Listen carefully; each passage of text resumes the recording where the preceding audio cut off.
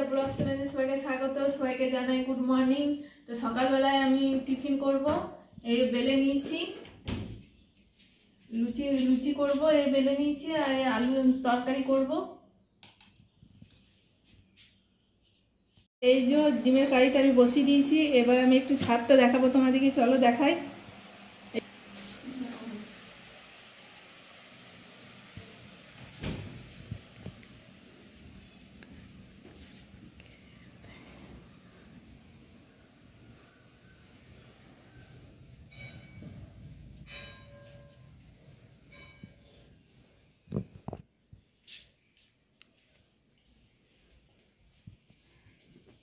এই ছাদে আমরা এখানে রোদ পোয়াতে আসি শীতকালে, আর ওর নিচে তো সেরকম রোদ নেই, আর ওইখানে জামা কাপড় মেলি।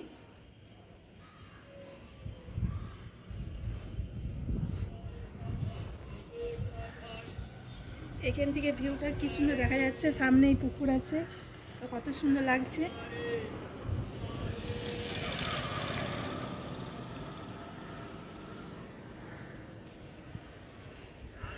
মেন রোডটা দেখা যায় এখান থেকে সোজাই।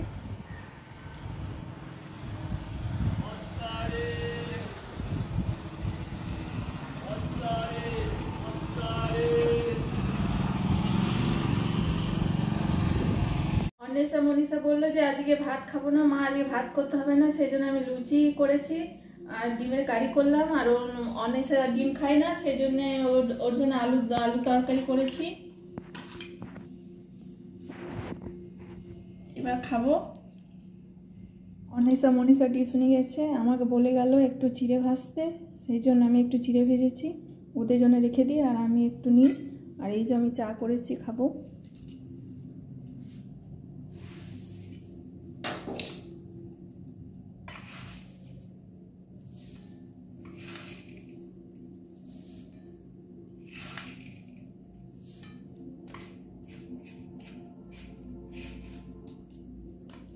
সকালবেলা দুপুরবেলাতে ভাত করিনি, সেই জন্য এই ভাত বসিয়ে দিয়েছি।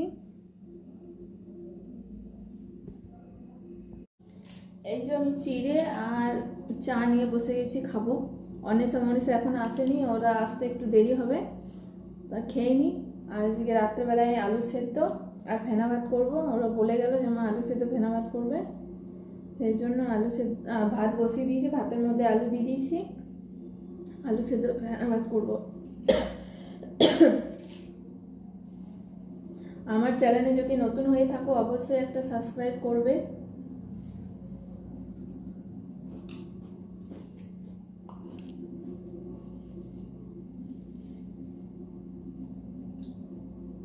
এই যে আমার আলু সেদ্ধ আর এই যে ফেনা ভাত আমার হয়ে গেছে।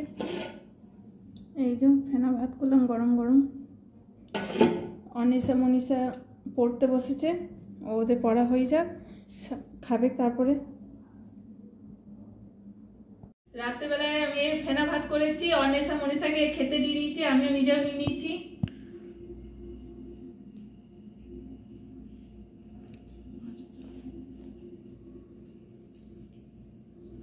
আমার চ্যানেলে নতুন হলে সাবস্ক্রাইব, লাইক আর কমেন্ট করবে, আর সবশেষে একটা শেয়ার করে দিবে। বাই।